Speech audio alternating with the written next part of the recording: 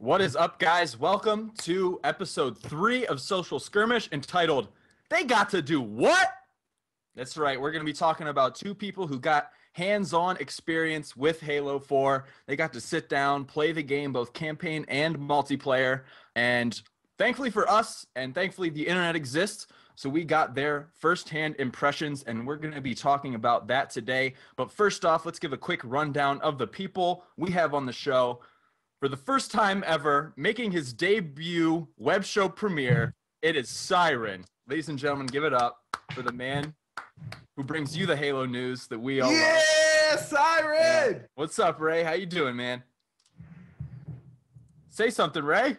He's muted. He doesn't realize. Ray, you're muted. First time ever. What? We're breaking it in. We're good. You're over the show. You're good now. You're good now.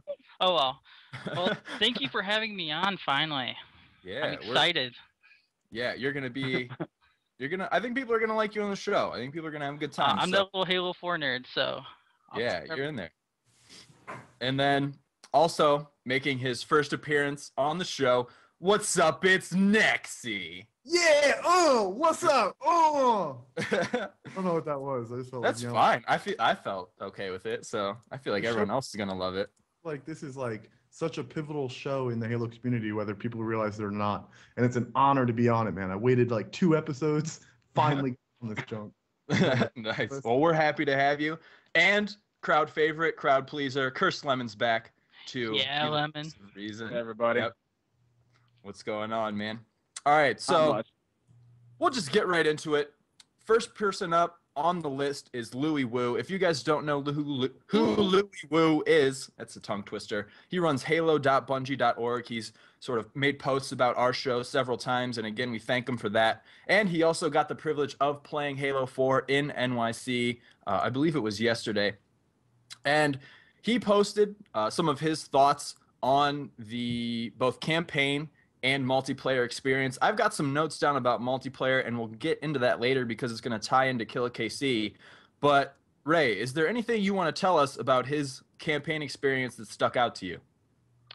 Well, they only showed like a 10-minute segment, so it wasn't anything very long. But he said it was towards the beginning of the game, which is pretty cool to show off the campaign so far, because a couple, I want to say months ago, they said they were finished with the campaign and they're tweaking it right now. So this is the first time we've really seen it besides the vid docs. That's really nice. What about, I know you sort of nerdgasmed over the... the picture, yes. I would have had that picture up, but Hammer Time thought it would be an excellent time to bring down the site. So from the press conference last night, there are pictures. Do you have that up, Best Man? Nope. All right. Well, there's a picture showing Cortana in the facility that Master Chief was waking up in from the E3 trailer, which is awesome, and the graphics are insane. And it is gameplay. It isn't cinematics. It's gameplay. Yeah, once the shot is up, we'll have that on the site. Once again, the site is down. We're getting some bug fixes, trying to bring the best site ever to you Halo fans. Yeah, no, it's just an upgrade. So we had to do some routine security upgrades, and that's just part of any site. So yeah, Hammer's on it. Yep, so that'll be up shortly, and with that, we will have these screenshots up for you. But yeah, I saw it. It's amazing. I believe is it cryo sleep chamber? Is that what you call it? It was in the E3 trailer. So. Okay, yeah. So it's right when Master Chief wakes up and sort of is getting his bearings. And it's when you choose if you're inverted or default. Yeah, that's I was like just the most pivotal time of all of it. Like, look at the light up here, then look at that light. You're like, what the fuck, dude? Yeah, I loved in Halo 2 when they were like, that was just so forced in that game. They like put you in this little spinny chamber thing, and they're like, look up at the light, and you're like, oh, really? Like, I've done this before. But you don't realize it's setting your whole Halo career from then on. Yeah. Like, that's such a pivotal moment, bro. Definitely. Because if you're choosing inverted, then you're one of those kids. Yeah. You're like a left-handed asshole. Yeah. So, no, that was definitely cool. Yeah. Is there anything else about campaign that we should know? I heard there was a weapon that he mentioned. It was like Covenant, but it was only shown at the very end of the 10 minutes, I believe. Yeah, he didn't have a name for it, but it could be something new. It might have been even the one that was on that cover, but I doubt it was. So it looks like it's Forerunner Covenant kind of thingy. I don't know. Yeah. To me, it sounded like it was definitely either Covenant or Forerunner, because I want to say that OXM cover was actually like a human version. Yeah, USMC something. Yeah, something like that. So I would assume it's, and it might not be a new weapon, because I know that they've been tweaking, you know, the soundscapes and like what everything sounds like in the game. So it could be something that just got a few tweaks that made it appear brand new. But definitely looking forward to finding out what that was. So is there anything else on campaign, or do you want to get into the multiplayer aspect? Let's dive into it. All right. So I got some bullet points on what Louis Wu said. So the version that they were playing was a slightly polished up version of what was played back at the Spring Showcase. So it's not, you know, the final version, not even probably close to the final version. I know Killa KC did also mention that he was told by, I'm not sure who told him, so I don't want to get that wrong, but that they're still actually tweaking things like... Frankie. Frankie told him? Okay, so Yeah. it was Frankie said that they're still tweaking things like how many shots it takes to kill, things like that. So first thing we'll talk about is the button controls and button schemes. He brought this up early on. From the beginning, he said that sprint was on the left analog stick, that L3 click in, which has normally been our crouch button. Crouch was then moved to the B button, and additionally, he was playing on southpaw inverted. He's one of those. No, So that's cool. So yeah, but he did mention that there seemed to be a lot of button layouts we could choose from, which also seems pretty awesome. So Nexy, I think you actually called this button layout. Do you want to talk about it? I did, man. We were talking about how, I forget, a pro player, a really intelligent pro player, said on Twitter that, you know, we already use all of our buttons. Where the hell are you going to put a mandatory sprint? And me being the genius that I am, I hopped on Twitter and I said, bro, it'll be left thumbstick in. And they go, what about crouch? And I said, fuck crouch. Well, it turns out I was right. They're putting crouch on the B button, similar to the tactical layout, or no, the default layout in Call of Duty, and left stick, thumbstick in. I like it. It's going to just, I mean, it just seems logical to me. But something I noticed, like in Halo 1, if you look at the control scheme, which revolutionized control schemes, think about it as a map. When you hit Y to reload, that's the up axis, right? You're reloading your gun. When you hit A, you're jumping, right? You're lifting off the ground. When you hit B, you use your right arm to melee. That's on the right side of the controller. When you hit X, you take your left arm and reload. So it's a really, I don't know what they call that. Like, I don't know. If you look into it, if you think about it, it's intuitive. There you go. And I think that having sprint on the left analog stick in is intuitive. Nice. What do you guys think, Ray or Chris Lemon? Excited about the new control scheme or skeptical that it's changing? You Ray? Yeah, I'm very excited. For like Halo 3, it kind of sucked when they took away the X button, and we never had from like Halo 1 to 2, then you go to 3 and you can't even reload with X, and it got weird. But Bumper Jumper did come out, but now they have variety, and that's perfect for us. Yeah, Lemon, what do you think? I think it's kind of weird that they're going with as a default scheme that they're having crouch being the B button, because Halo's different from Call of Duty in that by default it's not you have to hold the crouch. So having to I mean, obviously you probably be able to change this, but by default having it so you have to hold the B button to crouch down is kind of weird in my opinion. But like I said, if they give us enough button layouts to work with, I mean, I honestly think at this point we should have custom button mapping, but if, you know, we're going to get what we're going to get, and I think they'll give us enough to work with. If I may, when has crouching been a vital part of your strafe since Halo 1? In Halo 1, it was very important. In Halo 2, Halo 3, when did you use crouch in the middle of your strafe and it actually working as much as it? I think crouch is almost irrelevant in Halo at this point. Crouch jumping? Yeah. Oh, fuck. If you got me again. Foiled. No, but I was going to say, if you play default Halo Reach, if you can catch a guy off guard and you're playing like normal settings, which I still do sometimes, crouching and then shooting gives you a huge advantage during Bloom. So that's one aspect that, or the last time it was relevant outside of Gandhi hopping, and that's a nerd response, but yeah. Another thing to go on that is Call of Duty jumping really isn't that essential in that game, and crouching. Those two things in Halo, they really mix it up, so it's going to be very different. I hope it's good. Yeah, I know in Reach I play with I started off on Reach on default because like armor abilities were still implemented, and then as I sort of started, or it started to come to light that sprint kind of like trumped a lot of abilities. I know I switched to bumper jumper, and X is my sprint button, and I think that works a lot better because you tap it once and you start sprinting, and then you can just either tap it or tap back on your left control stick to stop sprinting, and I think that's more. It makes more sense to me button-wise to just have it like, okay, I'm sprinting, and then I click it again and I stop sprinting, as opposed to like holding down B for crouch or toggling crouch with B.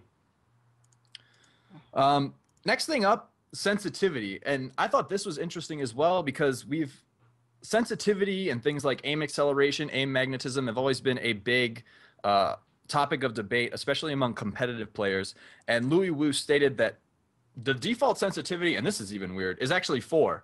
The default, everyone started playing on 4 sensitivity in Halo 4. Maybe that's just, I don't know. I doubt it's because it's Halo 4 and they made it 4, maybe. But he said that 4 felt like the equivalent of a 6 or a 7 in Reach, so he turned it down to 3. I have some theories as to why it might have felt like that, but does anyone want to weigh in on the I'm going to blow it up. increase? I think I know your theory, and I think just to put an end to this conversation, they're playing on 47-inch TVs. Yeah, The lag is that was TVs. pretty big. When you play on a TV like that, you're not going to know what the sensitivity feels like. You're going to be trying. It feels like you're swinging a boat around. So whatever, dude. Yeah. I wouldn't read too much into that one. I think the default sensitivity being 4 is quite interesting, though. Yeah. Another thing to note is it is a community event, and he probably didn't have his own controller. And I'm sure if you go to a friend's house, it's all weird and loosened. I don't know. Maybe that's just me, but picking up someone else's controller can throw me off some. Yeah. Lemon, you have anything? Well, I'm hoping and praying to God that it's not aim acceleration, which is kind of what it sounds like. Yeah. I like straight up, right out. That is the #1 thing that I hate about Halo 3 and Halo Reach. That is like the biggest obstacle for me to enjoying those games, because my reticle just feels like it's like spongy. I can't aim at anything, and just the act of aiming my gun is irritating. And if that is, something that's going to encumber you right from the start, that's something that I just flat out can't tolerate it. So, what we've seen from the gameplay so far, I can't really tell. I'm hoping that that's not the case from what we've been hearing from this from these previews, but it's tough to say at this point. Yeah, that was part of my thinking too, and Halo 3 was definitely the toughest game in the series for me to aim, just because of, I think, like, frame rate was a little wonky in that game and stuff, and Reach was better for me, but judging by, like, the Conan O'Brien video we saw with the BR and him sort of aiming at the player, it seemed like there was a lot less of that sort of sticky feeling when you sort of move over the player that actually slows down and, like, helps you aim. It seemed like there's less of that in that trailer. So my hope is it's actually sort of increasing the aiming skill gap, and maybe there's less of that sticky aim that happens when you pass over a player. I think that's, my ideal situation. Yeah, that's the first thing I noticed from the trailer too, or the Conan O'Brien little skit thing. That got me really excited. It looked like the strafe, whether it be the strafe is more effective or there was less of that auto drag. An interesting note, people don't know this, but in Halo 1, if you have less health or less shields, you have more auto aim, right? So if you hit me with a nade and I'm half shield and I put my reticle over you, I'm going to have more auto aim than you. It's kind of ridiculous, but just want to throw that out there for whatever reason. I did not know that. Yeah. Today I learned. Hey, Fire's back. Fire's tied it up. Wow. Back on top. Keeping score at home. The tie is now 1-1 between Nexi and Curtis Lemon. Stupid ass Halo 1 facts all day. All right. Yeah, but that helps my point of view on Halo. Yeah, so, I think it can be argued then that even in Halo 1, the most daunted competitive game in the series, that they were still trying to help the worst players out, maybe in just a less effective way. So maybe this has sort of been a game design that they've been trying to implement, and now they're just better at it. How is there not a standard by now? Sorry, go ahead, Lemon. Oh, I was just going to say something that most people don't know. MLG user, I think it's pronounced Agresniak, Is that how you say his name? But anyway, I think so. He did a video showing that Halo 1 actually had the greatest amount in the entire series. It had the greatest amount of aim assist, which is to say that it leads your reticle around, but it also has the least amount of bullet magnetism, because there's a difference between those two things. But he showed it by doing a test where he would like run a player, he would strafe a player sideways with another player in his view, and he actually, from a third-person perspective, he measured the angle on screen that the person turned, and it turns out Halo 1 had the most. Who knew? That's wild. And when you look at stuff like that, do you also have to have to factor in like hitboxes, reticle size, things like that? Yeah, I mean, I'm not sure like how he compensated for like reticle size and if he got the distances exactly right, but it looks pretty convincing to me. I think that's a question for the develop. Like when we finally start getting developers on these kind of shows, that's the kind of questions I want to hear from them. Like, you know, there's a lot of magnetism in this game, but where's the balance between the hitboxes, yada yada yada. Yeah, that's definitely interesting. And that'd actually be hard to do, because who was it John or Josh Howard that did Halo 1 and then Shadowrun? Was it? I want to say it was like John Howard, but I don't know. I think it was John Howard. Yeah, that was because I would love to have him on the show to talk about like other games, like to have him on and say, you worked on Halo 1, Shadowrun, those games are amazing, like we all love them. What do you think about the direction Halo 4 is going in? Like, ooh, that would be really interesting to hear. Does anybody know what he's doing right now? I have no. Don't hopefully tweet making him. Shadowrun tweet too. him. So yeah, but all right. So we'll move on. So sort of loadouts and perks. In the loadouts, I know they were able to choose as a primary weapon a BR, DMR, or assault rifle. Then as a secondary, you could choose the Magnum or the plasma pistol. And then you got to pick your grenade type between either a frag or a plasma. And then the only two armor abilities that were usable were what I believe is now called Promethean Vision instead of Forerunner Vision. Promethean Bob. Sorry. Yeah, and then Hologram. Those are the only two I saw people, or at least Killer KC wrote about. And what Louis Wu had to say about Promethean Vision, he said it was actually pretty useful in limited situations.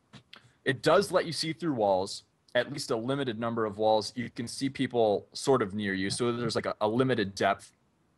But one, you don't have very much of it. It runs out quickly. And two, it doesn't help you figure out where someone is if the geometry is really complicated. So it sort of takes away, I'm assuming, by what he wrote, the walls, the walls in geometry actually disappear and you just see player locations.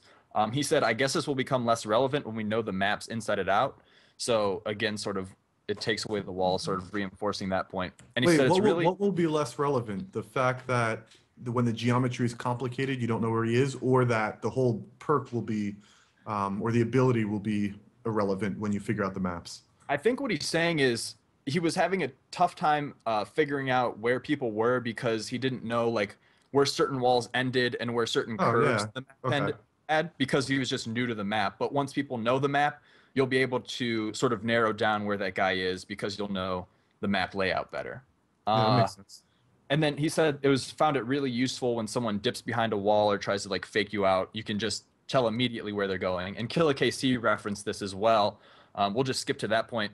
He said how Killer KC would use it is before he entered like a crowded room or a high traffic area, he would flick it on to get a sense of where everyone was and know sort of basically which side of which wall to look at. You know, if you're entering a room, you know if the guy's on the left or the right and that sort of thing. So with this new information, we'll start off with Lemon. What do you think about what we know about what's called Promethean Vision, I guess?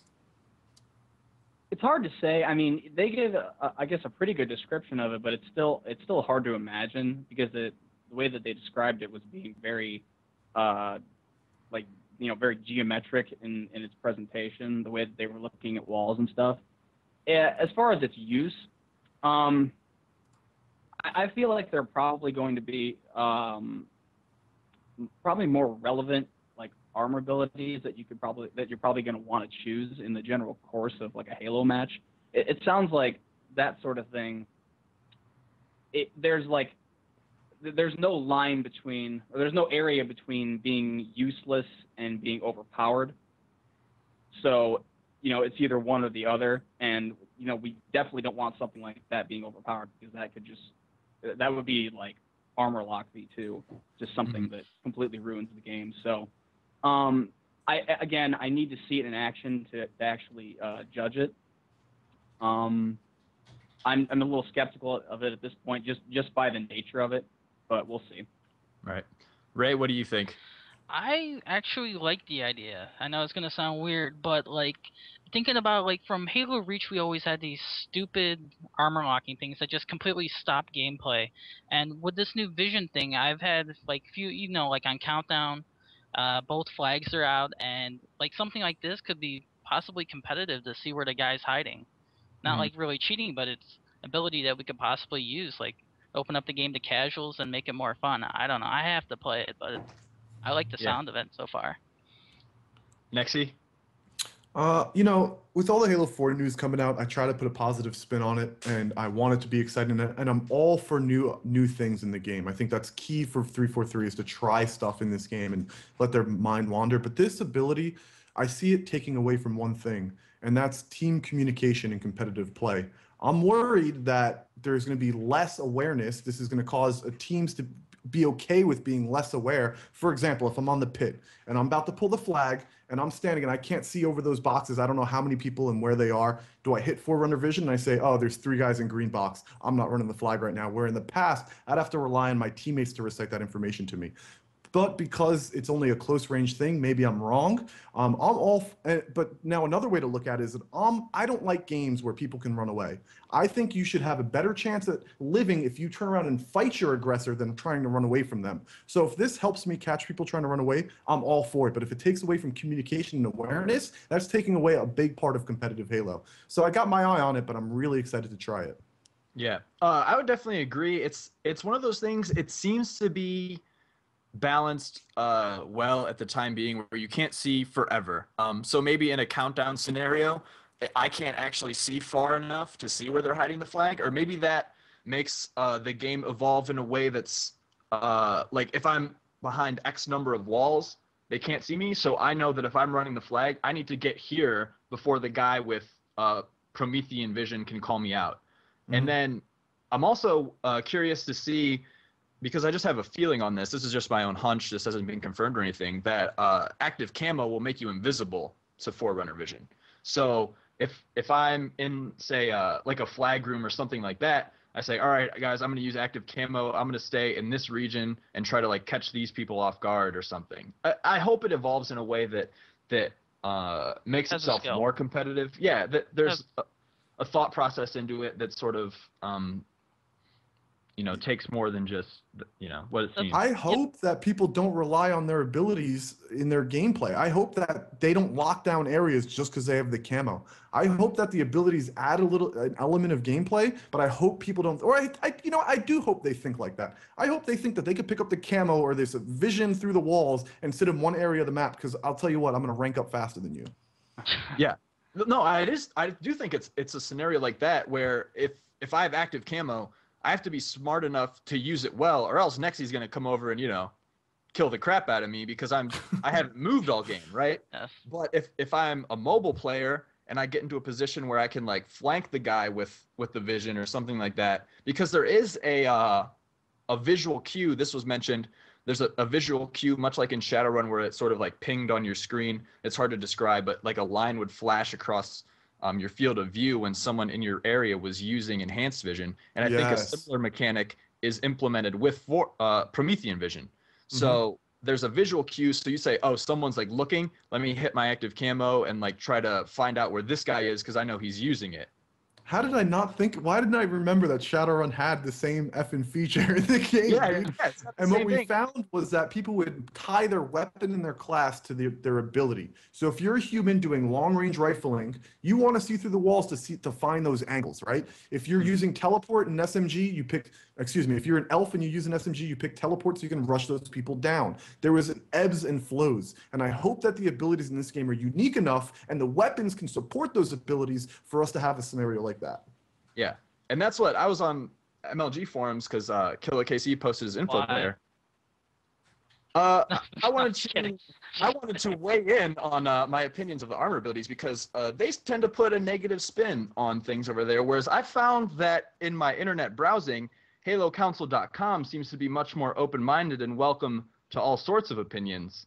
I don't know if that was a plug or not. I'm not sure, but I was over there and I'm trying to say, like, guys, they might be doing this right. We have to see the game, play the game first. I know that Reach makes us want to believe it's going to be bad because they're using armor abilities again. But I'm hoping that they do it in a smart way and that it lends itself to a flow instead of a stalemate like armor lock. Yeah. I mean, and Curse Lemon, do you have anything to say about sort of, I don't know how much you played Shadowrun or anything like that or how open you are to it. I know you're a diehard competitive Halo fan, but I mean, what do you think? Are you excited to see how it plays out, or what are your feelings on it? Sorry, say that again. You're breaking up. Like, what are your feelings? With the more you hear about armor abilities, are you more excited or more skeptical now to see how they play out? Well, here's the thing, and this is something that I was going to talk about in the last show, but we didn't have the time. There's a theory behind something like an armor ability, where an armor ability is something that you choose off of your spawn. It's gifted to you. It's just given to you for no other reason than you selected it. You didn't get it off the map. You didn't earn it. So by nature, something like that should be counterbalanced. It should have a downside. This is one of the reasons that I hate Sprint, because there's no downside to it. There should be something about that armor ability, because if you're going to have loadouts at all and you're going to have these special abilities that you give to players, there should be something that comes with that ability that makes it undesirable as well. For instance, if you took Sprint as your armor ability, you should move slower as your default speed, or something like that makes so there's caution to be had when using that armor ability. And I don't have a clue what it could possibly be with a Promethean Vision, but none of these armor abilities seem to have that quality. The point of having something off of spawn is that it contributes to the style of play by limiting you as well as helping you. And whereas something that you would pick up off of the map, which is something that you earned by either killing someone or just having good map awareness, that would be like a pure reward, like an overshield or a power weapon or something like that. So until I see these armor abilities demonstrating some kind of weakness, I'm not really going to be for them. Right. What you said at the beginning really sort of made this really come to my mind for the first time, tying things in. And what I'm about to go into is pure speculation, so don't think in any way, shape, or form this is confirmed. But in Louis Wu's writing, he said that he seemed to be, in a Team Slayer game, he seemed to be earning Ordinance Drops. They would appear on his D-pad, and he could select what weapon he wanted dropped. Now, he wasn't sure why he was getting these, if it was like a random rotation or if he was doing certain things to earn them. But this made me think about a video I made a while ago when we first heard about loadouts and armor abilities, that there would be almost a buy menu option in the game where you would select your loadout, and then as you played well, you would earn more. So maybe there'll be a playlist or a certain way to actually implement a type of buy menu into the game where after I get like 5 kills, then I can either, get this piece of armor, that piece of armor, that perk, or something like that to actually make it reward better play instead of it just being something that is gifted to players, like you were saying. Frank, do you mind breaking down? I mean, I understand the concept. Can you break down real slow? They appeared on his D-pad as, like, you know what I mean? Break down that segment like for me, up, nice and right, slow. down. Is that what he meant? I believe so. And so what he made it sound like is that on a certain game type, there were the weapons at the start of the map, but then for the ordnance drops that normally occur on the set timers, he was, and I assume other players, were able to choose like between a rocket launcher spawn and a sniper spawn or something of that sort, and then it would appear on his D-pad, and he had wondered if he'd earned it. It would appear on his D-pad. He would choose either the sniper or the rocket launcher, and then the ordnance drop would say 10 seconds until X spawn, and then it would come up. So basically, he was almost. It sounded like he was controlling the weapon spawns through some gameplay action. Got it. So here's how, if that's all true, here's how I'd like to see it play out. I want to give the option to the losing team, and I also want to give them the option to drop a needler or something retarded. Yeah, there's going to be random weapons in there. It's not just going to be no. If that system is in place, this is how it should work. The losing team every 2.5 minutes or whatever that timing is on, their D-pad comes up and goes, "Hey, losing team, what weapon do you want to drop in the middle of the map? A rocket launcher, a sniper rifle, or a fucking bunny, just to fake the other team out." They should have, if that system is in place. I'm not saying if I like the system or not. I'm just saying if that's the way it is, they need an option to throw down a dummy too, so that they can molest the other or manipulate the other team. Molest. No, I don't know if I said I know. Or like an exploding drop, maybe. Yes. Yeah. Ooh, now we're talking, Cursed. Now, I know, Nexy, I know why you're saying this, and I know how it plays into sort of the competitive setups and that sort of thing, but do you want to explain to the people watching why this would be a competitive type system as opposed to just weapons, why there would be a fake weapon in there? Okay, so for the people who haven't been playing competitively, weapon drops in specific locations promotes movement, right? When you get that weapon drop, I mean, not only do you have to set up for it, battle, you have to earn that weapon, as Chris Lemon was talking about earlier. It promotes flow and movement through the map. So it's an ever important dynamic of Halo that's been in there since Halo 1. The stuff's on timers. You can calculate when this stuff's coming down. In competitive play, the teams revolve their whole strategies around getting these weapons and then pushing and being aggressive. So if I'm the losing team and rocket launcher is about to come, that in that 1 minute mark's about to come down, I know there's a power weapon, and if I get to choose that, and I know that I'm not going to be able to beat that other team for it, at least let me send down something that's not going to be that important to make them get out of position to try to get this weapon. Because traditionally, you put these power weapons in locations that you have to earn them, and it's usually a pretty shitty area, right? So if you have to go down in to get the OS in the pit, it's kind of an unfavorable position to be. So if I can send something stupid down there, I know that I'm going to send the better team down there to pick up something that's useless, and then I can get a better position than them. If that made any sense. I mean, I probably could have said it a lot better, but whatever. Because if they're going for the overshield and you're coming through green or long haul, then you can work on their spawns. That's going to work out perfect for competitive play at least. Yeah. Or at least test it out. I'm not saying that I like or dislike the system. I'm just saying if that's in place, they have to, and I'm sure they'll make the right decision, but I'd like to see something like that implemented. Yeah, that'd be an interesting system. We just have to figure out how to get an airdrop downstairs. Yeah. Ooh, that's right? another thing too. Well, because the ordnance this is getting technical. And sort of trying to play into realism of the game. But the ordnance are drop pods. Like in Firefight, they shoot down from space. They're coming in basically crates. So in maps, I don't know if there's just going to be a hole in the ceiling, specifically designed, or if the maps are going to be designed, so that the ordnance drops are only happening in. They'll come from under the ground next. That's the only burrow thing. up. Yeah, I don't know. But what would be sick is if while you're playing the first ordnance drop, when it comes through, it breaks a giant hole in the ceiling and everything, the roof blows up. That'd just be cool to look at. Yeah. The first one. And then this would be sick too. Then some Ryan Noob comes up with some nerd-nade where he figures out how to throw a grenade through the hole that was created and land in your spawn. Stuff like that. That would be cool. Oh, has it been confirmed that the weapons are actually going to be in the same positions? It's not like a random position. It's that there's an ordnance drop here, here, or here. It's not it could be anywhere, right? Right. I think how it is, from what I've heard, and I know that, and thank you 343 for trying to explain all this stuff to us. We just I think what the problem is, we get information from so many different places describing it in different ways because that's just, how language works. Yeah, it takes a while to sort of narrow it down to what it actually is. So I'm sorry if stuff we talk about is misinformed. We're just trying to take in all the information from different places. But it sounds like that the ordnance drops happen not necessarily on random timers or random locations, but they're in the same spot, but the weapon in that drop can be different. So yeah, that's what I thought too. Yeah. So I forget, someone on NeoGAF posted a nicer description of how to say it. But basically it's not a random weapon drop. It's a timed weapon drop with a random weapon, if that makes sense. Yeah, the description's been thrown off from the Game Informer, which really sucks because they took a lot of flack on that. Yeah. And then the random weapon, also, I don't want to get the chat more confused. The random weapon isn't a random weapon, so you're not going to get like a plasma pistol or a magnum in it.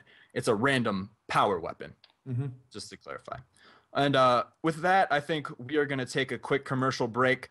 Coming up next, we're going to talk about Killer KC's impressions of the game. So we got a little bit of the casual perspective, and then we're going to get the perspective of someone who creates and helps test the Major League Gaming game variants. So guys, we're going to go to a quick commercial. Stick with us, and we'll be right back. Other sites.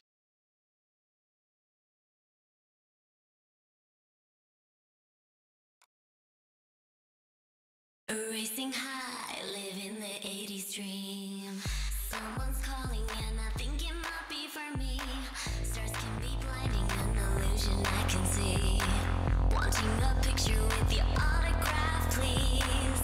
Color kids are lining down the block. Spectrum of a light shining makes them want more.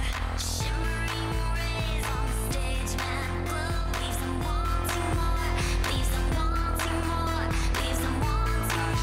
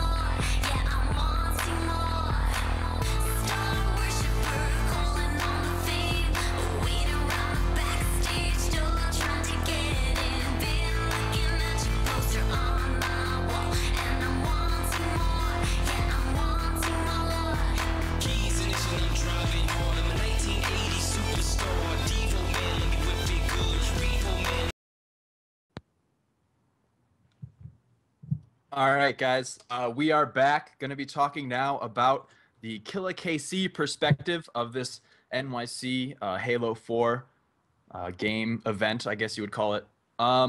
So to start off with, he gave us a quick breakdown of the weapons shots to kill, basically. So the BR is a 5-shot with recoil.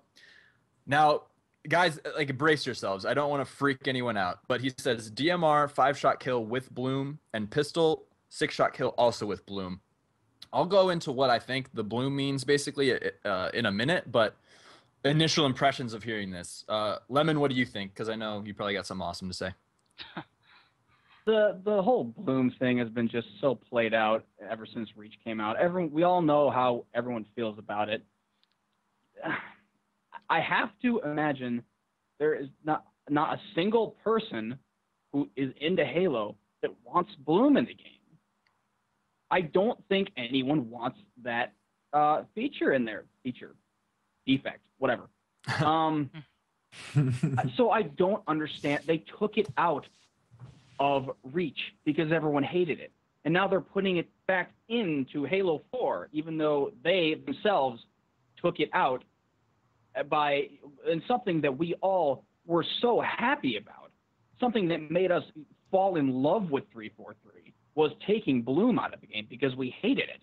And now it's back in and on one of the weapons that's going to be one of the main guns that we spawn with. So I just don't understand what their thought process is on that. I thought that it was gone for good, and I was jumping for joy. I'm not really a big fan of recoil either, but that I could at least deal with. Yeah. But so I'm not sure. I don't know. All right, I'll go into it because the chat's gonna blow up and everyone's gonna freak out in a minute. Here's what Killer KC wrote about the bloom. Bloom reset much faster than the DMR and Halo Reach. I didn't have to pace my shots much at all, which I don't like. Much at all is weird phrasing. It makes it hard to understand. But both the DMR and BR were 5-shot weapons. And at the end of the night, he preferred the DMR. It shot faster than the BR. Took the same amount of shots to kill, and didn't feel like the bloom made me miss shots all that often. So without like, Killer KC was probably playing against people who were moving. I'm sure if he could have sat down with like a target that wasn't, you know, freaking out or anything like that, or playing the game, he would have been able to test better and give us a better answer of what bloom is. I have a feeling, looking at the screenshots that will be up on our site by the end of the night, it's got the same reticle as in Reach. And I have a feeling, and again, this is all speculation, that the bloom is just a visual cue as to when you can shoot next. I think that the weapons in Halo 4 will have more of a fixed rate of fire, as opposed to Reach, where you could really amp up your rate of fire at the cost of bloom. So I have a feeling it's more of a visual thing, because 343 seems to be very into these visual cues to help out newer players. If you look at the UI elements, they show you where the power weapons are and when the power weapons have been picked up. So I have a feeling that the reticle will just bloom to tell you when you can fire next, as opposed to it actually really affecting your shots all that much. Now, Ray or Nexi, what's your guys' take on it? You want me to go into Nexi? Yeah, I'd like you to go first. I'm open to the idea. Like, there's just a little something I love bloom. Just for you guys at home. But Killer KC, he said in the past he didn't like bloom at all, right? In Halo Reach, I'm sure no one really liked bloom. So Right. if he's going into Halo 4 and the BR's back and he's preferring the DMR, something must be up with that, because it must be working properly finally. Because the Reach one was random as shit. But that thing didn't make sense. Now, if he's preferring that, then I'm all for it. If it brings somewhat of a skill gap back, but I don't know. I have to play it. Mm-hmm. Nexi? Oh. I'm gonna choose my words really carefully, and this isn't the end-all be-all opinion, right? Like, without playing the game, we don't know. Yeah. But let's say it's the Halo Reach bloom. I'm with Siren. I mean, there's a reason 343 took it out in the first place. But I like the idea that there's a BR in the game that doesn't have bloom. So if we threw out the idea for a second, because we've talked about this a lot, and the idea is that the game should be as competitive as it is out of the box, right? But let's just throw that idea out the window. Let's just talk conceptually for a second. Let's pretend we all spawn with BRs, the close range weapon, the one without bloom, and then DMRs were on the map, so that you could fight those long range battles. And because the bloom in Halo Reach, the real problem I have is that it takes too long to kill somebody. I don't really mind that random factor. I mean, I do, but my bigger problem is that it just simply takes me too long to kill somebody with bloom. And it's inaccurate, right? Like there's no consistency to it. So if a BR in my hand where you get rid of that random factor, and there's DMRs on the map where I can use for long range, I'd almost be okay with it.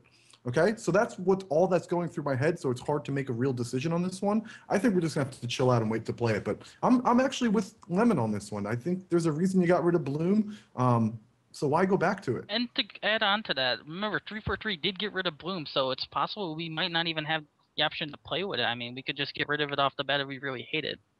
Mm-hmm.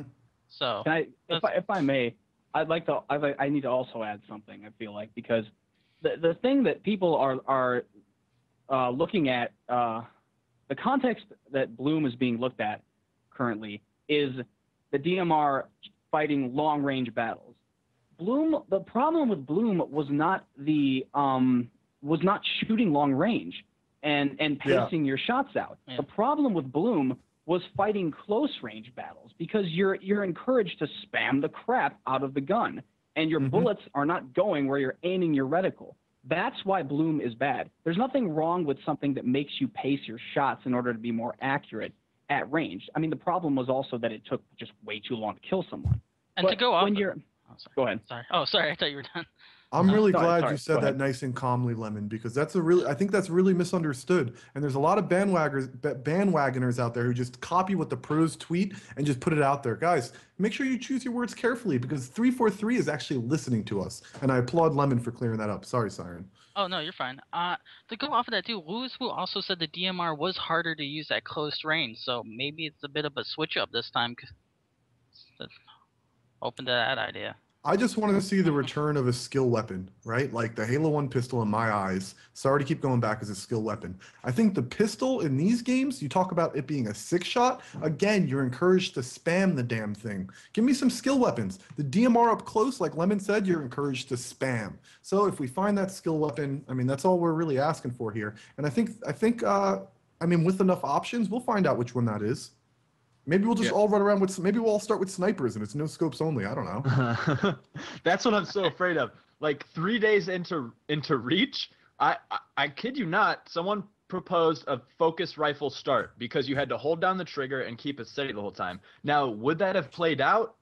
Like maybe. In theory, it made sense, but to the casual community, people who are used to playing default Reach, what's that gonna look like? It's gonna look like a crazy, like just rave party with these neon lights going everywhere, and they're going to be like, this is the competitive standard, and they're not going to get it. So I hope we get something that can make sense to both communities and can work well in both communities. So Astro in the chat room just said the pistol has 6 shots with 8 rounds. Makes sense if to spam it. He's being sarcastic. He's saying don't spam the pistol. But let me ask you, in Reach, what's the clip size in Reach? Because the hitboxes are ginormous. I don't know about you guys, but I do not have a problem at medium to short range hitting somebody with that pistol. And you better believe I spam that trigger. So, I mean, I just can't agree with the chat room on that one. Sorry, Frank. Yeah, no, I agree. It's 8-shot in Reach 2, but it's a 5-shot default, and then like there's different settings. So with bleed through, it's actually a 4-shot kill, and then in the anniversary, it's a 3-shot kill, I think. Yeah, I mean, the only point I'm trying to make here is I like my skill weapons. I mean, that's what makes me. I want to shoot better than people. That's the only point. I want to go to Lemon because I know he typed this in the chat before the show. What you said about being able to kill players who misuse the power weapons. So if you want to elaborate on that, because I think that's an amazing point to bring up. As far as if people don't understand what a utility or a skill weapon is, I think Lemon's got a great definition. Well, the weapon that you are given off of spawn, I feel like in Halo, in almost any FPS, I feel like the weapon that you are given, especially if it's something that you are choosing, but the weapon that you are given off the spawn in Halo should be a weapon that the game encourages the most kills with, because it's going to be the staple and the focus of the entire fight. Now, a weapon that you start with should be able to combat every other weapon in the game at all ranges, and that the power weapons should be should be guaranteed kills if you are using them properly in their intended use.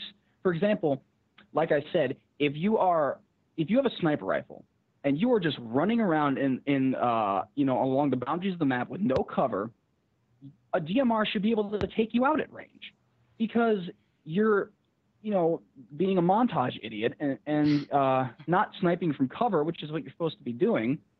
A DMR should absolutely be able to take you out from a range that's normally intended from a sniper. Mm-hmm. And likewise, if you are coming up on someone with a shotgun and you just totally blow it and miss 2 shots in a row, the utility weapon that you start with needs to be able to take that guy down before he can get 3 or 4 or 5 shots off on you and make up for his lack of power weapon prowess. That's just what Halo basically is about, and it's something that Halo's gotten away from.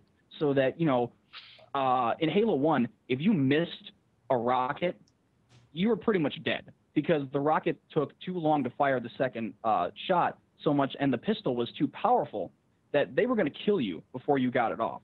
And that's a good thing. The rocket splash damage was so huge that if you missed it, you deserved to die. Mm-hmm. Because that's just a poor performance on your part. And the pistol, being as strong as it was what allowed that to happen. So that is something that we should see return in Halo 4 as a balancing mechanic in the way the game is played. If I may, I'd like to piggyback, and I think I might have an open window here to almost spin this into a positive, because I'm going to use 343 talk. So 343 says that there's weapons and they're all unique in their own, but there's a lot of bleed over, right? So the weapons are in their own class and have their own set of tools, but there's bleed over in those weapons. That bleed over is what Cursed Lemon is talking about. That's where you get your advantage against the sniper rifle when you have your DMR out. That bleed over. So we need a weapon spawn that bleeds over everything, if that makes sense. It can't do everything a rocket can, but it can, if that rocket player misses it, I can take advantage of that bleed over to win. I'm just trying to use 343 talk here, so that's the way I look at it. Yeah, that goes up with the kill times too. Again, the BR is back now with 5 shots. Like, we're used to the Halo 2 4 shots, so we're going up again and again. The DMR is 5. So it's really going to cause some issues. Like, if a guy has rockets, you're basically dead unless he misses twice. It sucks. Yeah, and I think something in regards to Nexi talking about bleed over, I worry that they're segmenting that bleed over into too many weapons. So ideally, because we can choose our loadout, we could choose a BR, which would bleed over the snipers and say a focus rifle type weapon at the long range. And then we could pick our secondary weapon, like a SMG or a pistol, that would be able to bleed over the shotgun or sword up close. But what worries me there is that they've segmented it into so many different weapons. They really have to nail it. And I'm trusting that they do. But it's just something to sort of keep in the back of our mind. It's not something to get upset about yet. It's something to hope that they execute well, I feel. Oh, yeah. Oh, yeah.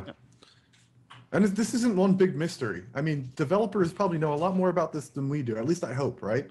So I mean, I have faith. And even if it sucks, guys, I'm going to play it. Go 343. I'll buy your game regardless. Don't hate me. So we'll move on from sort of the weapon speculation. And Killer KC also made a few points about sprint. He said that sprint feels less clunky than Halo Reach's sprint, but overall it was similar. And then the length at which you could sprint felt about the same as Reach. I didn't hear any of that. Yeah, you want me to go off of that? For a second. I heard it. Oh. Yeah, just skip me on this one because you were lagging hard, or I was lagging hard. Okay. All right, you want me to go off of that? Yeah, that's fine. Oh, okay, yep.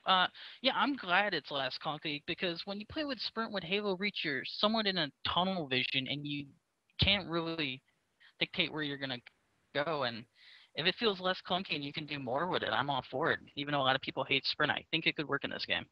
I'll give it a shot. Now, I'm sure, Lemon, what do you think about being, even if it is less clunky, I'm sure it's still something that you sort of disagree with at its core? Yeah, I mean, I've elaborated on why I don't like sprint, and I don't think that cleaning up the the movement mechanic of sprint is going to fix what I don't like about it. And I know it sounds like I'm being very, very critical, like overly critical of all of the information that we're getting about Halo 4. It's my personal opinion that when you're designing a competitive game, that you have to follow a certain theory to the things that you introduce to the game. You have to look at, in fact, I made a thread on this on the MLG forums that nobody read, called On Competitive Game Design. You should post that on halocouncil.com, actually. That's a great idea. I heard it there. Yeah.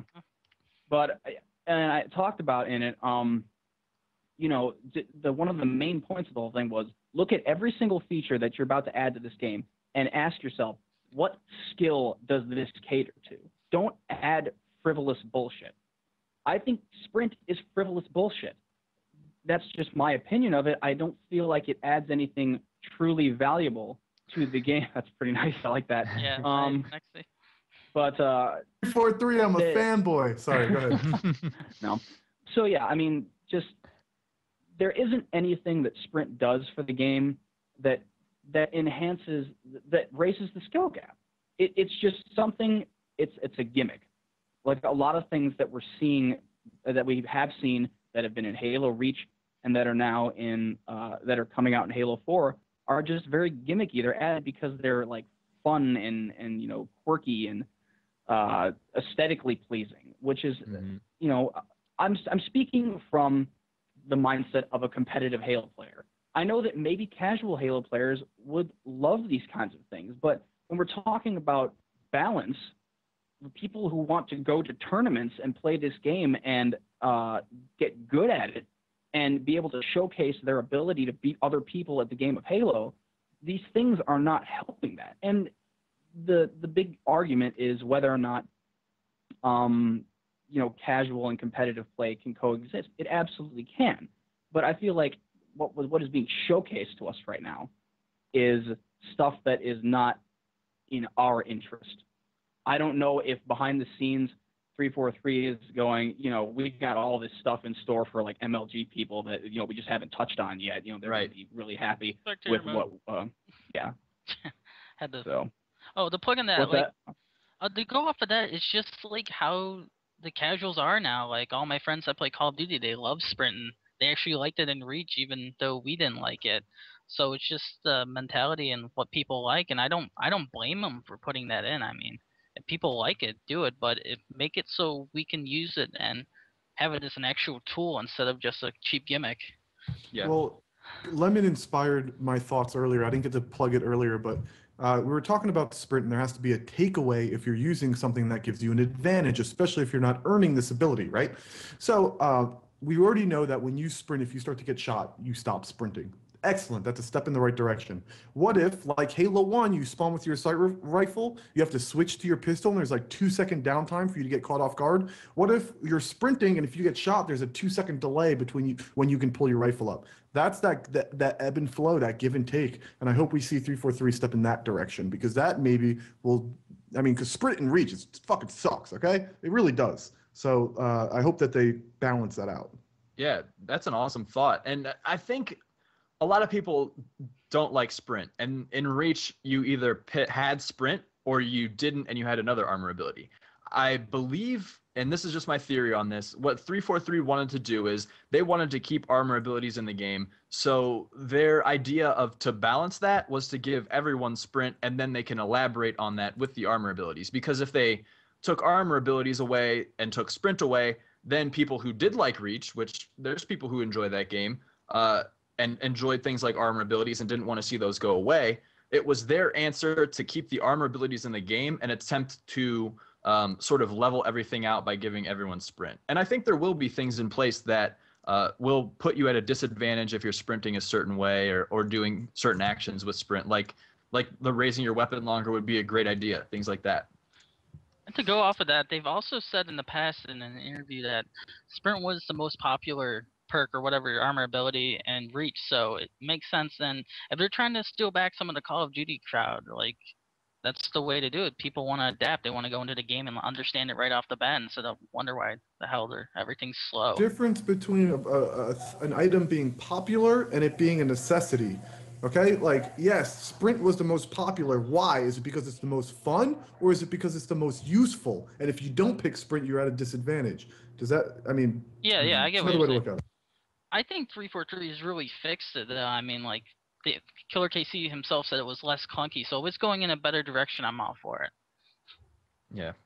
And the next thing that was mentioned by both of these guys is the I'm going to call them perks until 343 comes out with their official name, because no one knows what these things are called. So the perks were talked about.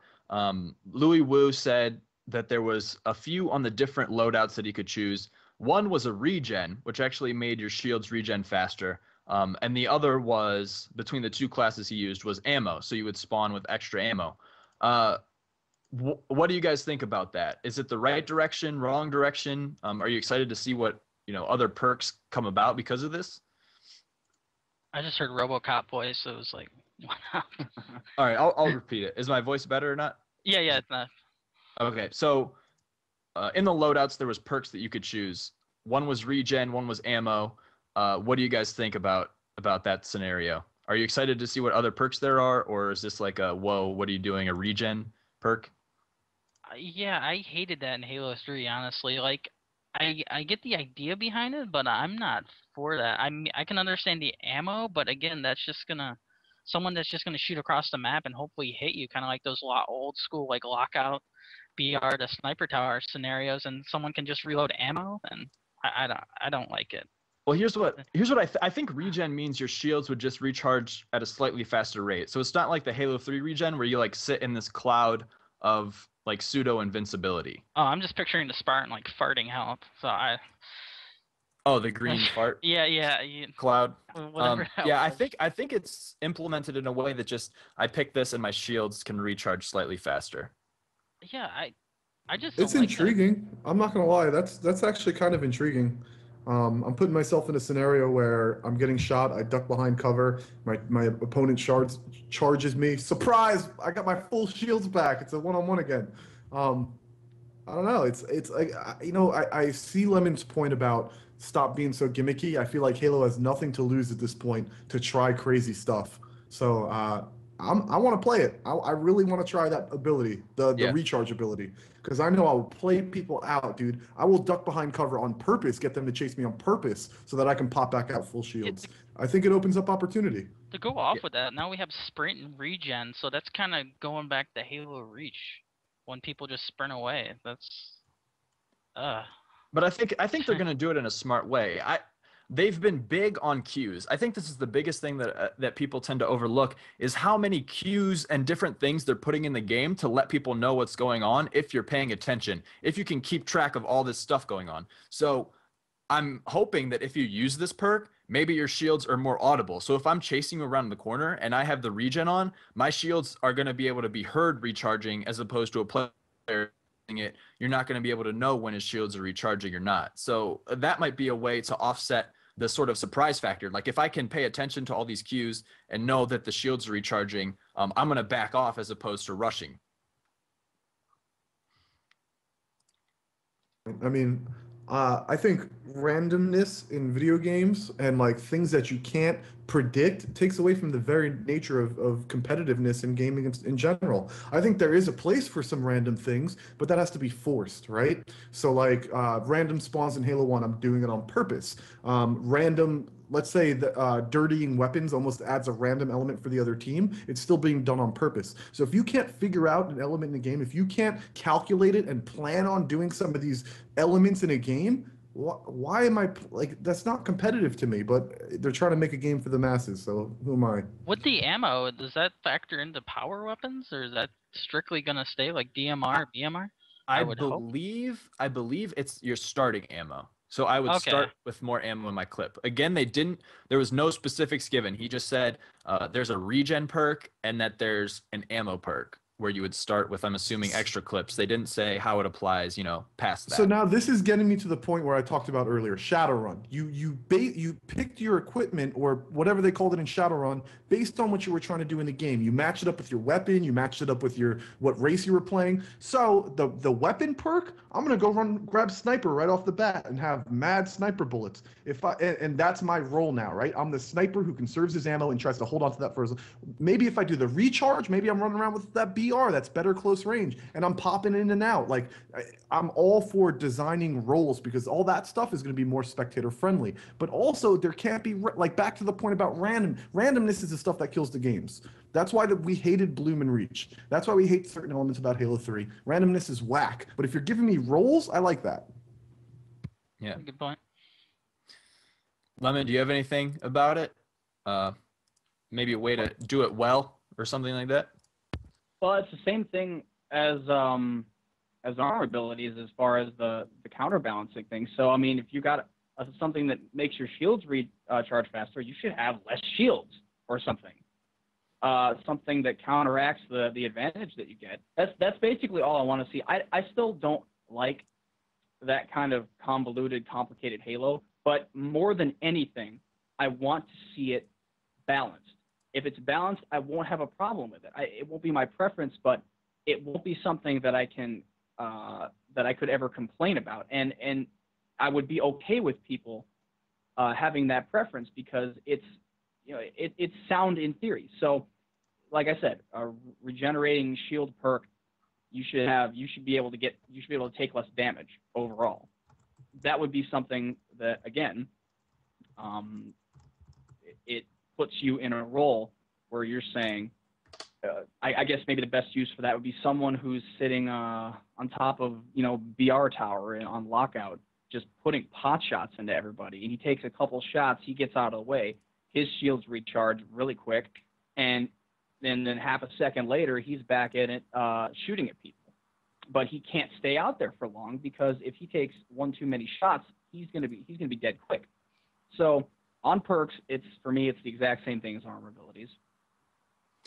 Yeah, I can definitely see that. And I hate that we have to sort of wait and see for the game. I really wish they could just sort of throw everything out there and that we didn't get little sort of pieces of information at a time, because now it's a situation where, okay, we know that regen is a potential perk, but we don't know the ins and outs of how it works. I really wish there was sort of even though we're not going to get full disclosure on the entire scope of the game, I really wish that when someone or something happens where someone says, oh, there's a regen, 343 comes out and says, okay, this has been confirmed. Here's all the details about regen. When you have regen equipped, your base health is lower. Or when you have regen equipped, you take more damage from plasma-based guns or something like that.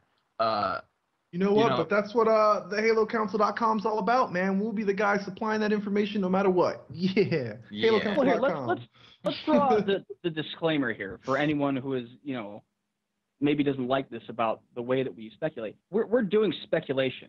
We are an opinion-based show, and what we do is we take the information that we've been given, and we're not speculating as to what is and what isn't so much as the consequences of this thing or that thing if they are implemented in the game, which is completely legitimate. Talking about the theory of Halo, if regen is something that makes your shields recharge faster, then this, that, and the other thing concerning the balance of Halo. We will adjust our opinions as we get more information, as we clarify, but we have to work with what we have. So, whatever. Yeah, this is a show for the fans. Like, we're just trying to reach out to you guys and talk about what we've heard, what snippets of info gotten from Frankie or Ellis off of NeoGaf or something like that. So don't take this shit serious. We're just the more info they put out though, dude, they're really good at teasing, man. They have been amazing. I can't tell if it's like the age now with Twitter and the forums are a lot bigger, or just Bungie just didn't give a shit. But thank you. Put it nicely in the chat, and it's obvious, but I mean it's super obvious, but I'm gonna say it anyway. They don't tell us everything because they're trying to sell a game, right? They want to tease us. But the more I hear, dude, I'm really excited for this game, and I didn't get excited about Halo 2. In fact, I hated it when it came out. Halo 3, I was like, whatever. Halo Reach, I didn't even know when that junk was coming out. But Halo 4, I'm reading every one of Siren's posts. I'm doing every podcast. I'm a fanboy, man. I'm so excited for this game. I don't know why, Nexy, when you mentioned Halo 2, it made me think of this, and you'll probably know what I'm talking about. There was that MLG video when they play tested Halo 2 before it came out. Frankie went out to that. Yeah, and there's a clip where they mention that it's like Ogre 2 playing, and he picks up the sniper for the first time, and he misses all 4 shots because he's trying to like lead his shots with the sniper rifle, and he whiffs every one. And I just look at that and I'm like, dang. Like that's what happens between games. Like things change like that, and we find out new things as we go. So I think when they played at that event, when they played Halo 2 early, when you shot that BR, one bullet came out at a time. It looked like a pistol. It felt like it played like a pistol. And then when it came out, it's all of a sudden that fucking thing. Yeah. So I mean, so things change, and as we hear more, we'll try to keep you updated. I think we can exemplify that between these 3 episodes. The first episode were like random weapon drops. What's that? We get a little more info. Oh, okay, it's not like this what we said. Now it's a little more like this. Maybe this can happen. And now we find out that there might be the opportunity. How that might work. We're taking the information we have, and we're trying to see, what the direction might go with our different opinions and our different backgrounds and that sort of thing. So I mean, I love speculating like this. I hope no one takes it too seriously and doesn't take this as the end all be all of Halo 4 though, and makes a decision, I'm not buying the game because they said this. It should be I'm thinking about this now in a different way. I got an idea. Well, not an idea. I'm going to change subjects on your ass, though. That's fine. I want to talk about something I did yesterday because I feel like an asshole, but I think I got some good information out of the guys. I was tweeting this guy I know who went to the VIP New York thing and played Halo 4, and the question was simple. Hey, tell me about theater mode or ranking mode. And the response I got was, I don't have any information on theater or ranking mode right now. I said, okay, no problem. Are there health packs in the game? Now, my sneaky ass already knew there wasn't health packs in the game, so I knew he was going to say no. And he responded, no, there are no health packs in the game. And I said, wait a second. If there wasn't theater mode or ranking mode, wouldn't he have just said no, as he did when I asked about health packs? Got his ass, Bo. I think there's going to be ranking and theater mode in this game. I'm so excited. Well, they've said the ranking, something was going to come back in some form, but we haven't really heard much about theater yet, so I really hope they run on that. And yeah, I have a hunch that the person Nexi may or may not be talking about was definitely really may or may be interested in whether or not there is a theater mode, though. I have a feeling. And by theater, I meant spectator. My bad. I asked him if there was spectator and ranking mode, and he said, "I don't have any information." But as soon as I asked about those lame ass health packs, he's like, "No, no health packs, bro." I'm like, yeah, gotcha. And then I saw him. Nexi pulled out a magnifying glass, put on like a Sherlock Holmes hat, and just sent "Elementary, my dear Watson," and I freaked out. That's what he did. So. You know that's still on your Twitter, right? And everyone's gonna go look at that now. No one's good, looking man. at that. I also predicted that the left thumbstick sprints, bro. I'm full of info. I don't need to be told from 343 what's in the game. I just know, dude. So, yeah, I mean, did you guys want to talk about X to Respawn? I feel like this is a great way to end it because we just sort of been off topic a little bit. But X to Respawn, Casey said in the FFA and TS game types he didn't notice it much. And I mean, I guess that makes sense. Maybe the spawn system's amazing. I hope that means that the spawn system is great. How would you notice it on maps you don't know where people are spawning? You know, imagine Sanctuary TS where you're setting up to spawn trap a team and they're just they're spawning and you got some guy no shield and his teammates and they're just spawning like you can't really judge that if you don't know the maps and the setups there. But I want to jump in. I was angry. Yeah, no, I know what you're saying. I think what he was trying to convey is that, you know, there wasn't a situation where I spawned and I was right behind someone for like an assassination or someone kept spawning right behind me, you know, stuff like that is probably what he was trying to say more than the predictability of or controllability of the spawns. What happens? Oh, sorry. I'm not even going to talk about that. I'm just going to let you go. Yeah, like it's not like you're going to spawn on a guy. They got to work that out. I'm thinking it's not going to be like what's that playlist in Reach where you can spawn on your teammate. I just can't picture it being that, but something that's more controlled and makes a lot more sense than just spawning there. But I don't know, like I like the idea that brings more people into the game, but honestly, like from 3 to 5 seconds to 10, like I can understand 5 to 10 than the instant spawn, but I don't know. It's not going to be that much for TS. Yeah. Wait till I figure out spawn traps in Halo 4 and these kids are hitting X all the time. I'm going to get so many overkills and kill Benjenkos or whatever the fuck they're called. I got something to think about here. If all your teammates die and they force you into the game after a certain time, but what if all 4 of your teammates spawn and you press X all at once and you all pop? Imagine that. Like sort of. Now we're adding layers. Yeah, think about that. All 4 of you guys spawning at once and just taking someone out at like carbine. Mind fuck. That's interesting. Yeah, you win today, Siren. I know. You're king of the show today, man. I'm gonna have to think about that all week. I'm gonna talk about that on the Halo Council. Well, that works. I think certain game types or there's customization options that make it force like when everyone's dead, then the countdown, you know, timer comes into play, and then in X amount of seconds you spawn in. So say I die right off spawn, my respawn timer is 30 seconds. Someone else on my team dies 15 seconds later, he's got 15 seconds, and we all spawn in on the same time. That could be a really interesting element in all 4 down scenarios. Like we spawn, all right, guys, 2 of us spawn in, you guys see where they are, then we'll spawn in, or if they're in like a bad spot, we'll wait for you to die, and then we'll all 4 respawn in, stuff like that. They had that in Rainbow Six Vegas. In the Rainbow Six games, they had that team spawn mechanic. Yeah.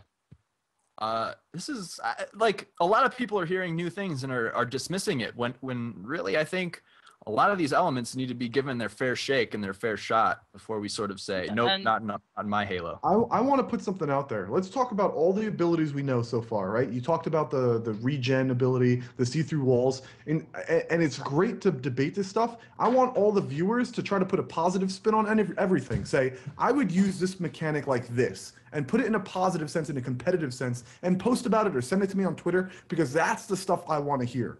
Seriously, because and then we combined all that stuff and we figure out what game we're playing with. Let's figure out the positive. Let's try to how would you break that mechanic?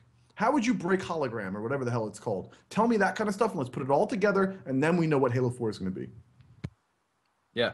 I think that's a great idea because I mean, and I love that about a game like Shadowrun. Like build orders became a thing. It was a topic of debate. It evolved as the game went on, things like that. So my initial impression, in Halo 2, I shined more as like a support player, sitting back and just putting pot shots in people. So I would probably pick like a DMR and a pistol for more long range encounters. And then with an ammo perk, I might pick that. And then with Promethean Vision, I would pick that. So if anyone's trying to rush me, I know about it and I can call them out to my teammate. That's like going to be my loadout going in. I'll probably try something like that first. Before I run the flag on pit, I'm not, when I don't know how many are alive and dead, I'm going to hit Prometheus Vision and know, and then I'll be able to run the flag. That's the kind of stuff I want to hear. I'm going to use health regen and assault rifle the whole game. Assault rifle, duck out, get my shields back and come right. That's the stuff I want you guys to be posting on the Halo Council and tweeting me. Definitely. I mean, before we wrap this up, anyone have anything else to add? Any last shout outs or anything like that?